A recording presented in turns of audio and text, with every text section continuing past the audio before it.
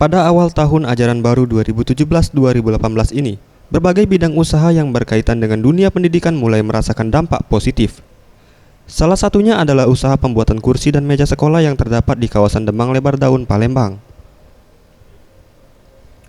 Menurut Halimah, pemilik usaha pembuatan kursi dan meja sekolah menyampaikan, pada awal tahun ajaran baru kali ini, usaha pembuatan kursi dan meja sekolah miliknya mengalami peningkatan pesanan.